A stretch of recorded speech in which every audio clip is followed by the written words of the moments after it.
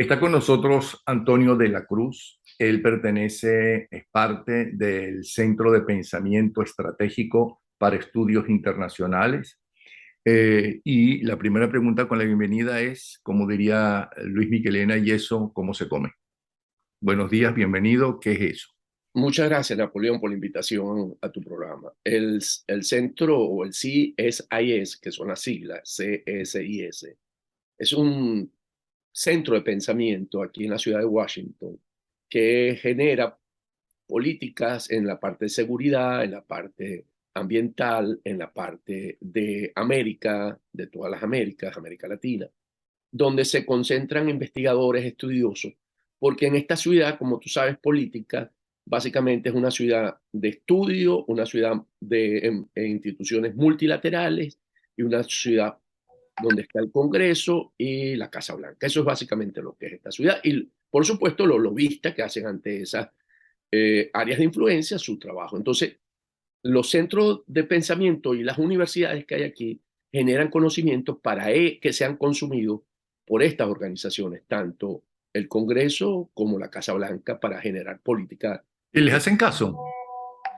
Son muy escuchados porque permiten para estos grupos de poder generar política de acuerdo a los criterios, porque ahí están especialistas en cada una de estas áreas que hemos hablado. Ahora déjame decirte una cosa.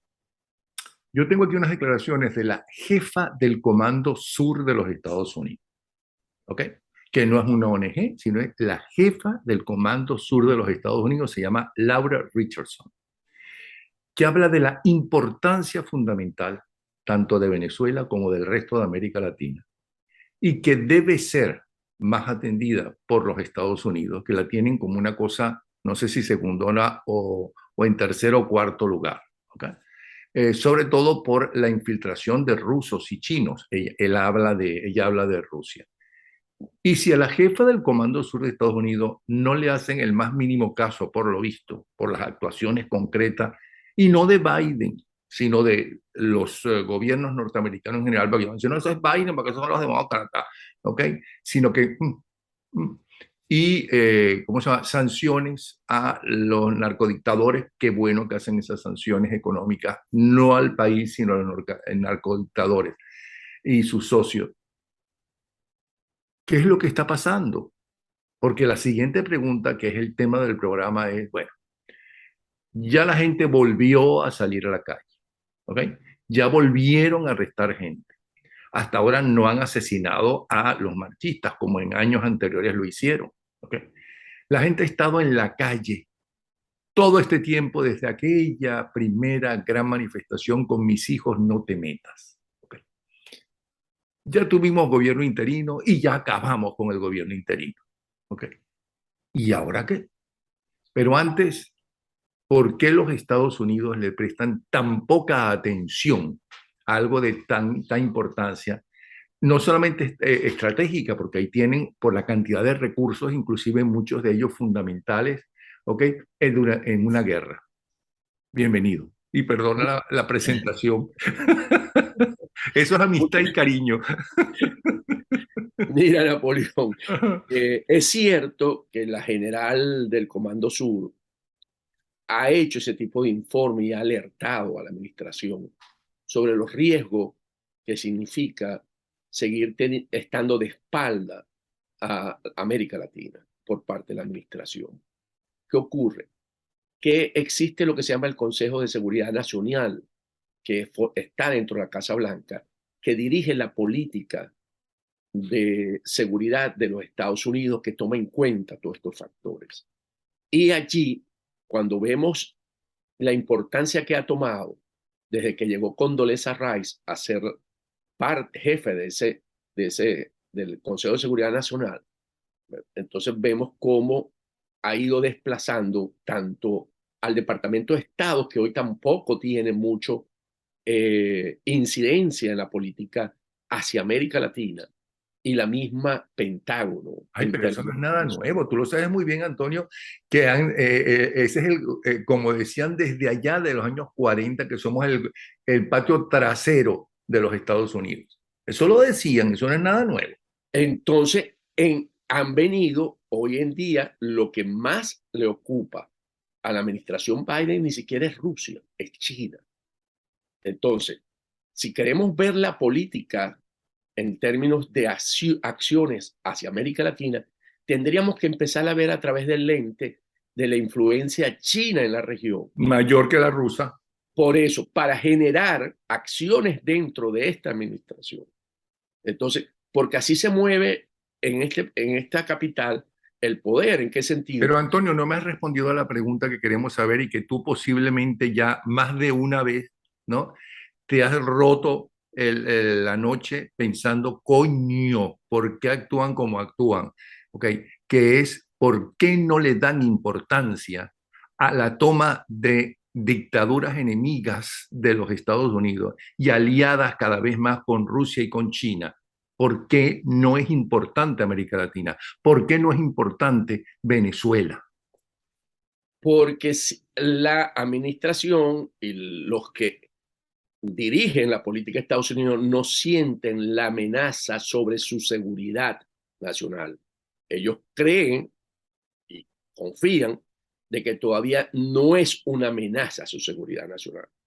Entonces, al no ser una amenaza a su seguridad nacional, por eso hablé de China, que China sí es una amenaza a su seguridad nacional y por eso entienden que tienen que enfrentarlo.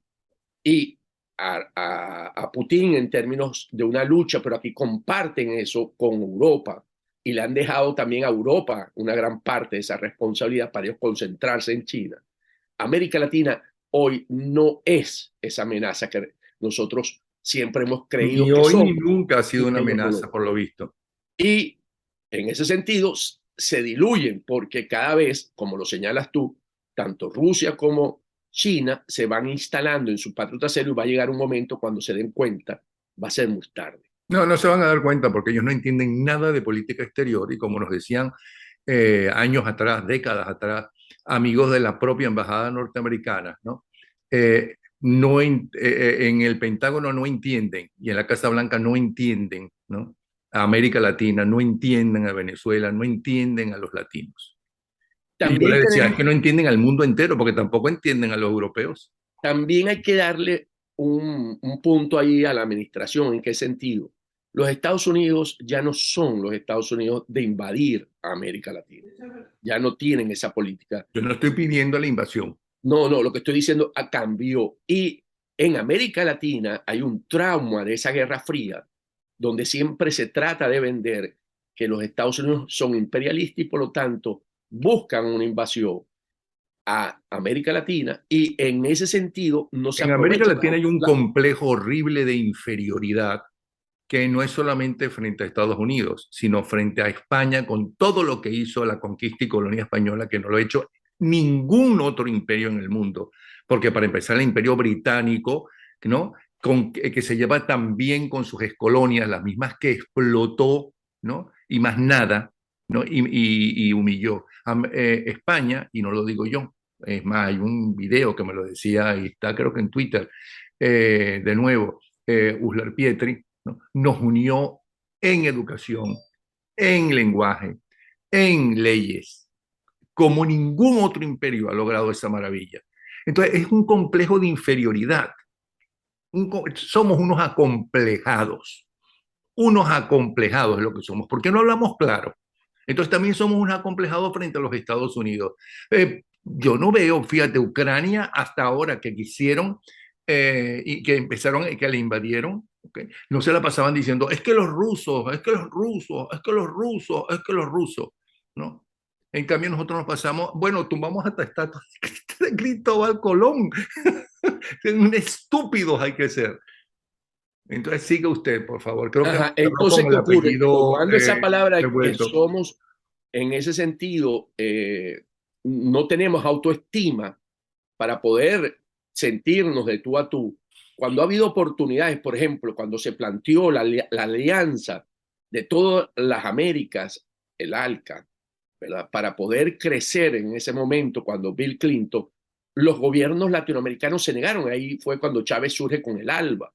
Y cuando ahora estuvo el encuentro en el año pasado en Los Ángeles, que se planteaban iniciativas para poder salir en ese siglo XXI con iniciativas en el sector tecnológico y traer industria que por la crisis de la pandemia del COVID se demostró que hay que tenerla cerca, que se llama nearshoring, para poder generar que las cadenas de suministro no nos afecten, porque cuando estuvieron en China, que surgió la crisis del COVID, no teníamos los implementos de protección de sanidad, ni mascarillas. Entonces, cuando se plantearon esas cosas, más bien lo que buscábamos era que fueran Cuba, Venezuela y Nicaragua a esa reunión y se centraron en esos objetivos y no en buscar unas alianzas que permitiría, porque ahí Estados Unidos estaba dispuesto a eso. Y entonces vemos cómo cuando Estados Unidos se ha querido acercar en este siglo XXI a la región no le da la mano, sino que más bien busca aislarlo. Y por eso Estados Unidos también se cansa y dice, bueno, que sigan por su camino y nosotros seguimos en el nuestro, que es un Bueno, pues poco. estamos siguiendo por nuestro camino y están cada vez, la democracia cada vez más débil, más inexistente hasta que desaparezca, porque va a desaparecer así como vamos. Vamos a tener en todos los países, incluyendo los europeos, dictadura.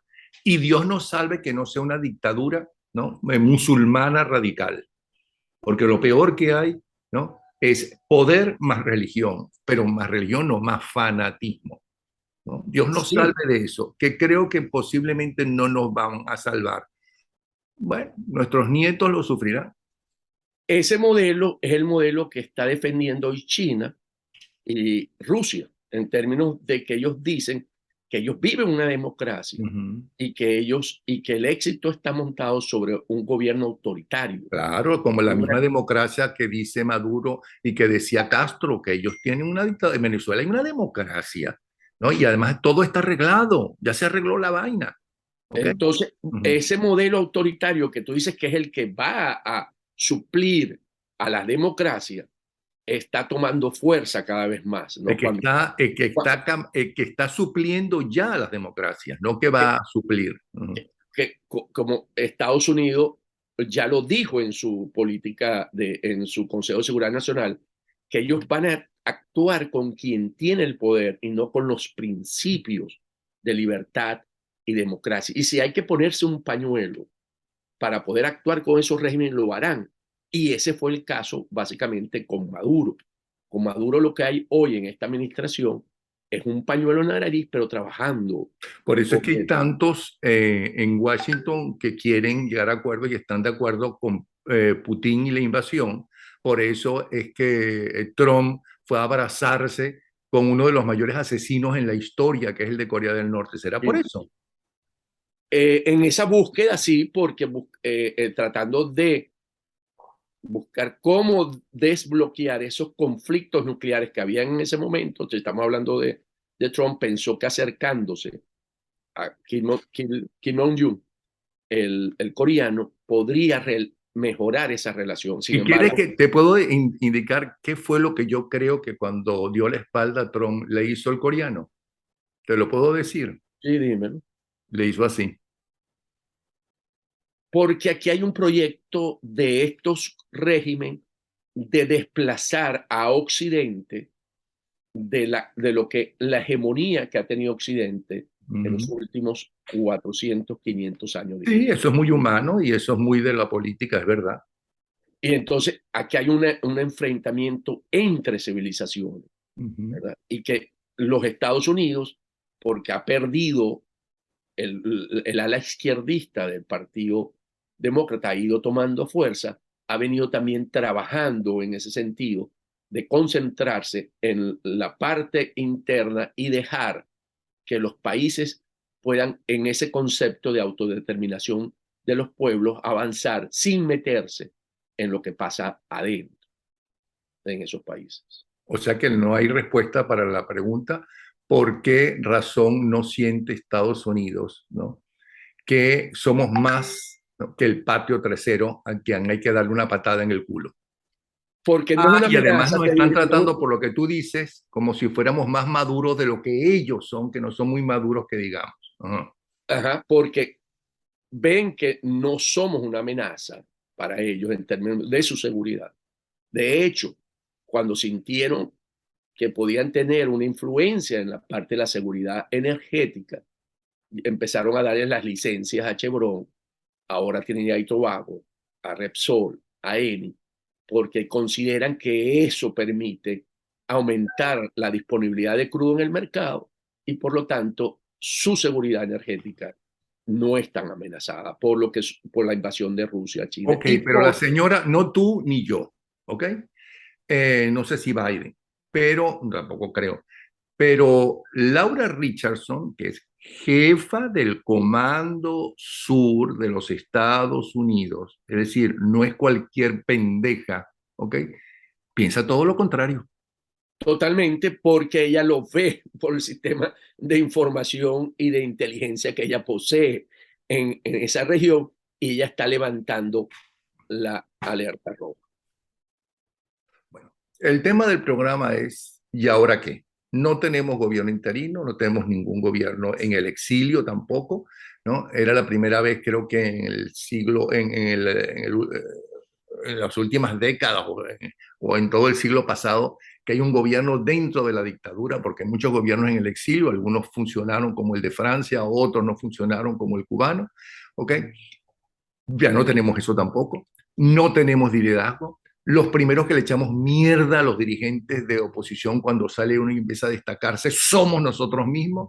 Es decir, no nos da la gana de luchar y unirnos por el país. No sentimos el país, porque si no nos uniéramos como se unieron para enfrentarse a una dicta blanda como fue la de Marcos Pérez Jiménez, ¿no? Y nacionalista como fue la de Palomino, pero era una dictadura y había presos y hubo muertos, ¿ok? Y había persecuciones a los que se metían con su gobierno. Pero ahí sí se unieron. Pero para esta narcotiranía, ¿no? No nos unimos, sino todo lo contrario. Empezamos a sacar, a señalar, se está destacando Elsa Castillo. Esa está viajando en avión. Y esa está trabajando para el gobierno. Se está destacando María Corina Machado.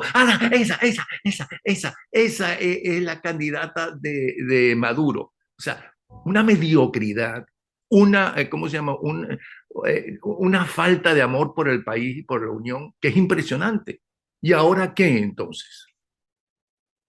Esa realidad de la oposición venezolana es un retrato muy duro y muy fuerte, y es así, es correcto. Es la parte esa del venezolano, de la envidia, de tratar de bajar a la persona que puede hacer el trabajo.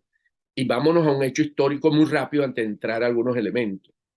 Recordemos que quien entrega Miranda a los españoles, que era el hombre Que es más Simón ilustre, Bolívar, fue Simón que Bolívar. previamente quiso fusilarlo, como hizo con Piar. ¿Ok?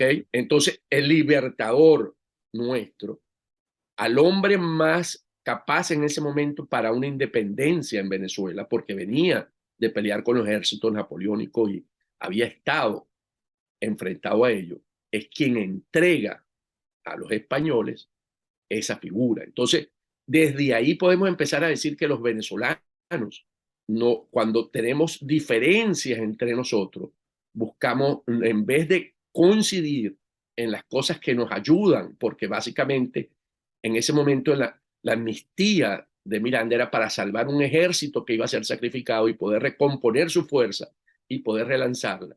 Nosotros lo que hacemos es ir contra él y destrozarlo, ¿no? Y acabar con esa figura. Y entonces podemos ir a lo largo de nuestra historia y ver que todos nuestros presidentes, expresidentes, la gran mayoría ha muerto en el exterior, porque en Venezuela no tuvieron, después que hicieron sus gestiones, la resonancia que debía haber tenido como es en cualquier otro país del mundo. Pero aún más, cuando fueron presidentes, ¿no?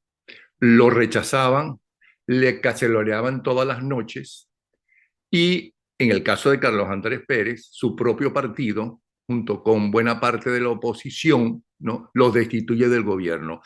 Y ahora, de un momento a otro, como murió, ¿no? Ahora de un momento a otro va a empezar a hacer milagros, porque todo el mundo amaba a Carlos Andrés y estaba de acuerdo con su paquete económico. ¿Te acuerdas de Paquetico Rodríguez? Sí, sí, sí, ¿No? sí. ¿Cómo lo rechazaron y cómo no Paquetico votaron por Rodríguez. Miguel Rodríguez Sí. cuando se lanzó para decir, yo puedo continuar? y no querían eso. Y ahora resulta que Carlos Andrés está a puntico de realizar su primer milagro, chico. Igual que Chávez. Nadie votó por Chávez. Igual que la izquierda. Nadie fue de izquierda. Por lo tanto, yo no sé de dónde sacaban los adecos, por ejemplo, ¿no? Socialdemócratas de izquierda, de centro izquierda, o los copellanos social cristianos de izquierda, ¿no? ¿Cómo sacaban esos votos si todos somos de derecha y siempre fuimos de derecha? ¿Y por qué Germán Borregales, que era un verdadero señor de derecha, no tenía votos? Se los robaban todos se los robaban, nos robaban los votos de la derecha, porque eso es lo que están diciendo ahora. Totalmente, totalmente. Entonces, allí qué pasa. Entonces, si eso existe en la parte opositora, en el caso de Maduro, Maduro no tiene piso político porque no tiene pueblo. De hecho, la represión significa eso. Pero tiene militares armados. Pero carece de apoyo popular. Es cierto que Pero tiene militares armados. tiene una Y cúpula, compraditos todos esos generales. tiene una casta militar, que es una cúpula, que está en los negocios ilícitos, enriqueciéndose y que lo sostiene. Pero Maduro, en ese sentido, al no tener ese apoyo popular, está colgando en un hilo, ¿ok? Porque no tiene soporte. Entonces tenemos una oposición sin base popular, porque se ha aislado, y tenemos un Maduro tampoco sin base popular. Pero ¿te parece poco soporte, no? Pertenecer a una banda de narcotraficantes, tener el apoyo del narcotráfico, ¿no? Tener el apoyo de Rusia y de China en los negocios, ¿no? Y también de lo que aprendieron los cubanos de los rusos, porque ahora resulta que los cubanos saben más que todos nosotros juntos, ¿no? Parece ser que los cubanos es algo increíble que sí saben, eso no aprendieron nada de los rusos. Ellos le dijeron a los rusos cómo había que comportarse. Ajá, ¿me explico? Esto totalmente, porque los militares, Rusia, Cuba, es el hilo que sostiene a Maduro. Tú lo has dicho con mucha asertividad, pero no es un mecate, es un hilito, porque como tú sabes muy bien, no son todos los militares los que están con Maduro. Hay militares en los sectores medios, tenientes coroneles, capitanes, tenientes y tenientes, que no están en ese nivel, porque la casta militar es muy pequeña la que está. ¿Y ese hilito con qué tijera se rompe? Ajá, eso. No solamente con qué tijera se rompe ese hilito, sino una vez que se rompe el hilito, ¿qué piensan hacer con los narcotraficantes? Vamos a hacer, yo pienso que deberíamos hacer, ¿no? Como hacen los países civilizados con los tiranos, como hicieron los italianos con Mussolini, por ejemplo, ¿no? O como hacen los norteamericanos muchas veces, que ellos no tienen golpes de Estado, ellos tienen tiros, ¿no? Entonces, una vez que consigamos la tijerita para romper el hilito, ¿no? ¿Qué país vamos a tener con la sociedad que somos, con los dirigentes que tenemos, con gente como yo y como tú y como todos nosotros, que somos tan pecadores? Pero sí, somos pecadores, pero vamos en masa a la Virgen de la Chiquinquirá, vamos en masa a la Divina Pastora, etcétera. Cuéntame. Ok, ese hilito se rompe con el pueblo en la calle, definitivamente. Sin pueblo en la calle no se rompe ese hilito, porque es el que genera la fuerza o la moral en la que eso que lo sostiene, que son los militares, que empiezan a reprimir, como lo señalaste, no han matado a nadie todavía, y ya es pueblo con hambre el que está en la calle. No es una clase media, sino una clase que está pasando hambre y que no le importa hoy en día darle la cara a la represión y por lo tanto reprimir a ese pueblo en la calle tiene costos tanto en el sector militar como en el sector de lo que apoyan a Maduro. Entonces, ¿cuánta sangre se necesita? ¿Cuántos muertos del pueblo o de los ciudadanos? Porque hasta cuánto pueblo, ¿no? Los venezolanos en ese sentido que han salido a la calle, que han luchado por décadas, por 2 décadas, son ciudadanos. Elsa Castillo, por citarte una que ya mencioné antes, es una ciudadana que conoce los artículos de la Constitución, ¿no? Entonces, ¿cuántos muertos? ¿Cuántas Elsas Castillos hay que matar? En los procesos sociales, Napoleón, eso no tiene número. Por ejemplo, recordemos la primavera árabe. ¿Qué costó? Un hombre que se incendió, ¿se acuerdan? Mm. Se autoincendió, se puso porque estaba cansado ya, él tenía un puesto y lo matraqueaban y hasta que se cansó. Y eso generó toda una protesta social que no se paró y generó lo que se llamó la primavera árabe. En Venezuela, ¿cuántos necesitamos? No sé, pero habrá un momento en que detonará las fuerzas necesarias para decir, como decía tu amigo Pérez Jiménez, cuello no retoña. Bueno, Vamos. Pérez Jiménez no era mi amigo, pero bueno, ok. Bueno, lo dije porque lo entrevistaste en España, pues no lo dije en ese sentido. O sea, esa expresión te me Y bien dijiste. que se molestan los perejimenitas todavía cuando ven las preguntas. Ajá. No, no, yo lo dije básicamente porque yo sé que lo entrevistaste y él te Mm. narró estas cosas que Y se dijo. portó sumamente bien y demostró que sabía enfrentarse a las preguntas más indiscretas. Le Okay. dio el ejemplo a muchos llamados demócratas. Ujú. Ajá, porque Venezuela se ha empobrecido, Napoleón, en las condiciones de finales de 1900. Nosotros tenemos condiciones hoy, desde el punto de vista de vida, de 1900. Era un país pobrísimo, donde tiene una gran deuda externa.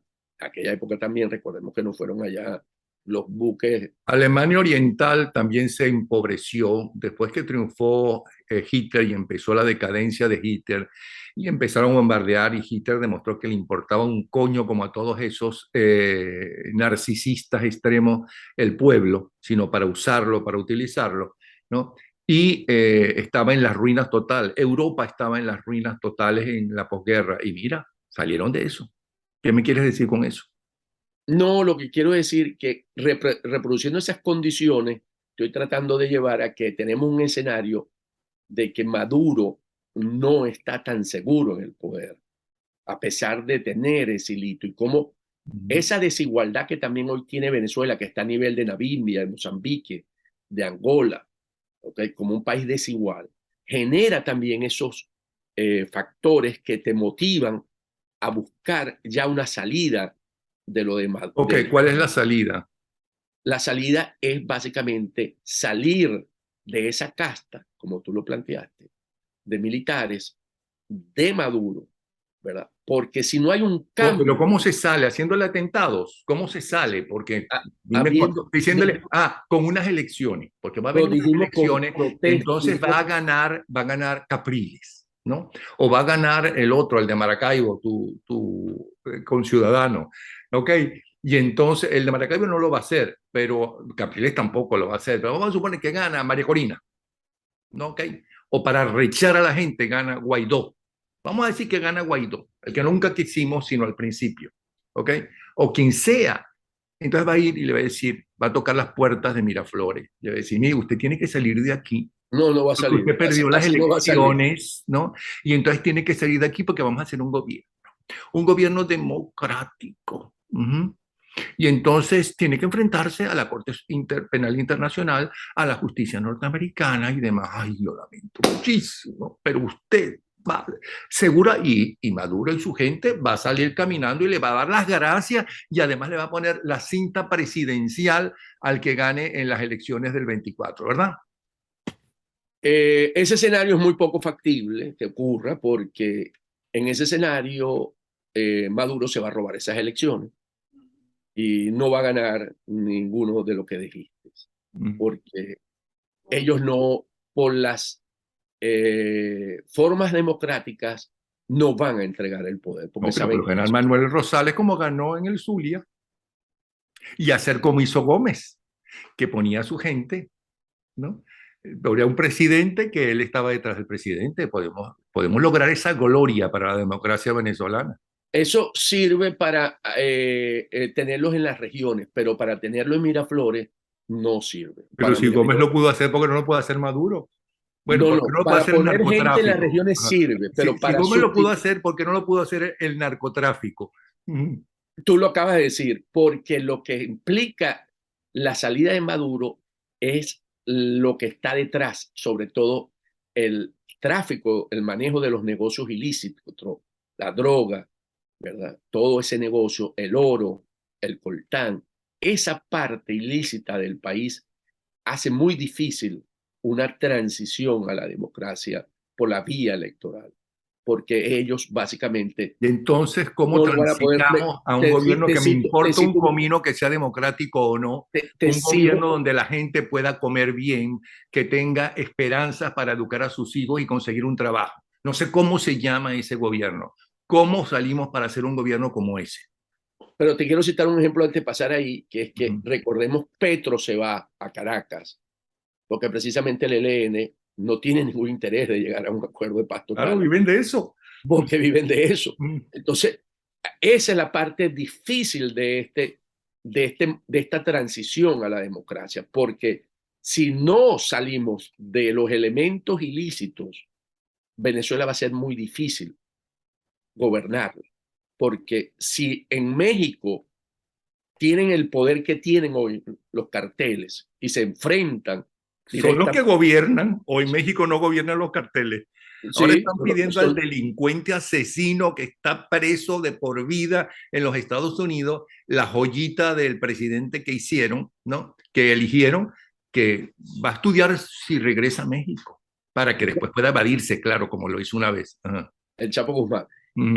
Entonces, vemos que esa realidad tenemos que irla conversando, pero cuando hablas tú, tener un gobierno donde podamos vivir dignamente, es básicamente con un pueblo en la calle, con los líderes que están surgiendo, porque los que hasta ahora nos acompañaron en esta ruta cohabitan con Maduro, como lo hizo Vichy en Francia con los alemanes.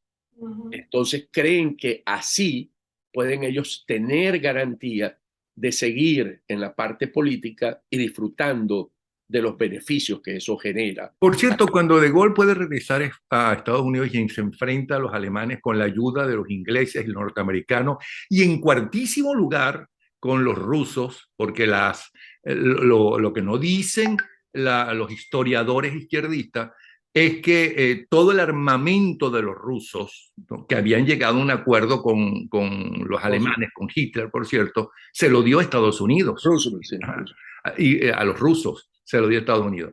El, ¿Qué hicieron con el de Vichy? ¿Qué hicieron con él? No, él pasa a la historia, no, no lo juzgan, queda ahí y se desaparece, pues, como un hombre fracasado totalmente. No lo juzgan, creo que sí lo juzgaron. Él habría que revisarlo, pero lo que yo Okay. recuerdo así muy rápido es que él pasa muy mal en Es Francia, pero una no, lástima entonces que Francia en esa época no fuera un país desarrollado y no hablara como, no hiciera lo que hacen los países desarrollados con los traidores. no lo fusilaron, pues, en otras No, no palabras. lo fusilaron, una lástima. Ajá, No. pero bueno. Ajá. Ajá. Aunque en Francia se usa la guillotina Y o que me la. perdone, Monseñor Morón, porque eso es pecado. Pero bueno. Y Entonces, digo Moronta porque es mi amigo y para la religión católica, ¿no? Es pecado desearle fusilar a otra persona, matar a otra otro persona. Es factor, pecado a veces cuando no nos otro conviene. factor Cuando nos conviene. importante, otro factor importante de Mm, poder en esta lucha en la calle es la iglesia. La mm. iglesia tiene que ya dejar de ser, claro, es muy vertical, muy jerárquica, y asumir ese rol que asumió en todas las luchas, por ejemplo, en Polonia, cuando cayó la dictadura comunista en Polonia, el Papa Juan Pablo II tuvo un rol muy importante en esos movimientos de solidaridad que hubo Ok. de las ¿Y huelgas. cuántos Moronta, cuántos Besabé hay que matar para que caiga el régimen? Hay que matar un montón de Elsa Castillo. Castillo, ¿no? Sí, sí. Pero ¿cuántos curas hay que matar? Eh, Recordemos que Nicaragua pasó, que expulsaron al que tenía una posición contra, Y recordemos que en El Salvador mataron a bastantes curas. ajá, en la época Y en de, Argentina también. Mm, ajá, pero lo que pasa es que aquí el Papa Bergoglio mm. ha mantenido siempre una política de no meterse con los regímenes de izquierda, si nos damos cuenta. O sea, él en vez de haber enfrentado a, ¿cómo se llama? A Ortega, cuando ocurrió y expulsó a las hermanitas también, como las ONG, como está ahora en Venezuela, porque en Nicaragua esto de las ONG ocurrió ahora el año pasado, en la que no permiten ONG, porque es después que destruiste los partidos políticos de oposición, porque cohabitas con ellos, lo que los ciudadanos tenemos en las organizaciones, las ONG. Claro, y además, como están diciendo que el dinero ese se lo van a devolver para ayuda humanitaria a Venezuela, pero se lo van a dar a determinadas ONG, hay que acabar con esas ONG para que me lo den a Por mí, eso, entonces, Miraflores, a mis amigos. la fase de esa lucha política que ellos ven y saben es acabando con la ONG. Ya Ortega lo hizo en Nicaragua. Ahora es en Venezuela donde van a seguir con ese modelo para poder seguir manteniéndolo, pero eso cada vez va agotando los mecanismos de poder la sociedad expresarse. Y va a llegar un momento, Napoleón, yo no tengo la menor duda, de que se va a dar uno de esos procesos sociales que no son controlados y que Maduro no va a seguir en el poder. Bueno, te voy a dar las gracias. Esta conversación, voy a decir, que se llama Napoleón va al mejor psiquiatra.